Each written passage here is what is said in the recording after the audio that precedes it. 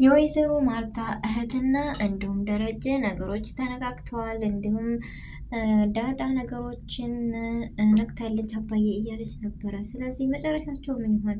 የወይዘሮ ማርታ እህትም እንዳየችው ነገሮችን ነቅታለች።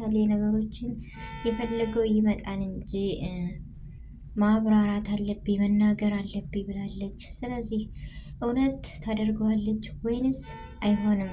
አቶ ደረጀስ ምን ያክል ጭንቀት ውጥረት ላይ ነው ያለው? በጆሮዋ ሰምቷታል። ምን ሊፈጠር ይችላል ብላችሁ አስባችኋል? ግምታችኋል?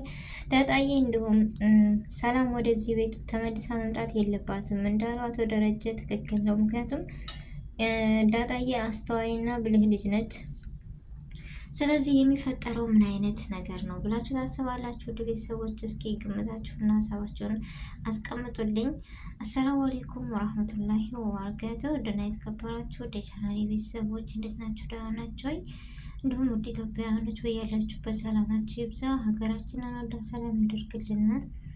ሁላችንም በዱዓ በጸሎት እንበርታ። ውድ ቤተሰቦች ለዚህ ቤት አዲስ ከሆናችሁ ሰብስክራይብ ማድረጋችሁ እንዳትረሱ። እንዲሁም ነባር ቤተሰቦች ስለምትሰጡን አስተያየት እና ላይክ ሼር እያደረጋችሁ ከጎን ሆናችሁ ስለምታበረታቱኝ እጅግ ከልብ ነው የማመሰግነው።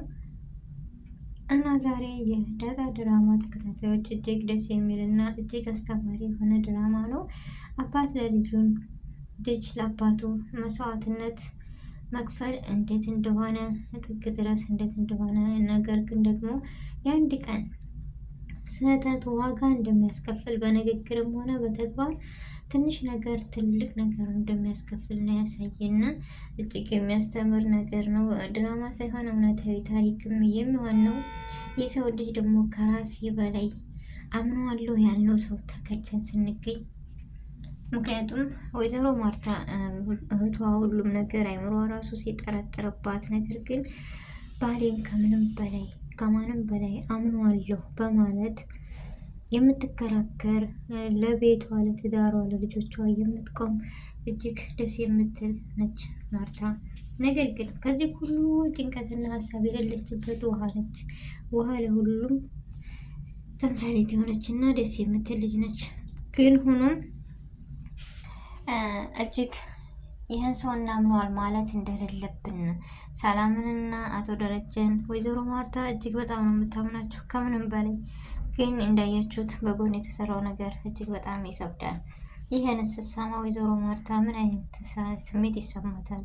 ምን አይነት ነገር ትሆናለች ብላችሁ እስኪ ግምታችሁን አስቀምጡልን ቤተሰቦች። ምክንያቱም እኔ ለመገመት ራሱ በጣም እጅግ ከባድ ነው። በምታምኑ ሰው መከዳት እጅግ ያማል ቤተሰብ።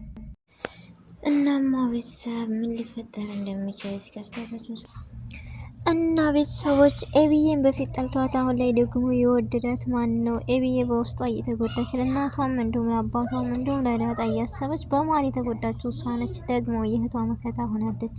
እጅግ ደስ የሚል ሆኗል ድራማው፣ እጅግ ደስ የሚል ነው። እና ቤተሰቦች ምን እንደሚከሰት ምን እየተካሄደ እንደሆነ እስኪ ሀሳብና ግምታችሁን አስተያየታችሁን በኮሜንት አስቀምጡ ደረዱ ቤተሰቦች። ምክንያቱም ይህ ድራማ መጨረሻው ምን ይሆን? አቶ ደረጀ ለማርታ ይነግራታል ወይንስ በራሷ ሂደት ትደርስበታለች? ወይስ እህቷ ከምንም በላይ እህቷ ተውጣ ራሳቸው ይጨርሱት የምትሉ ኤቢዬ እንዳለችው ራሳቸው በራሳቸው ይጨርሱታል እንዳለቻት፣ እሱም በራሳቸው ቢጨርሱ ደስ ይለናል። ግን ይህ ነገር እውነቱ ነው ይሆናል ወይንስ አይሆንም? ቀድማ ትሰማለች ወይስ ደረጀ ይነግራታል? ሰላምዬ ደግሞ የዳጣን ምክር ሰምታ እዛው መቆየት አለባት የምትሉ እስኪ ቤተሰቦች እንደኔ ሀሳብ አስተያየታችሁን ገለጹልኝ።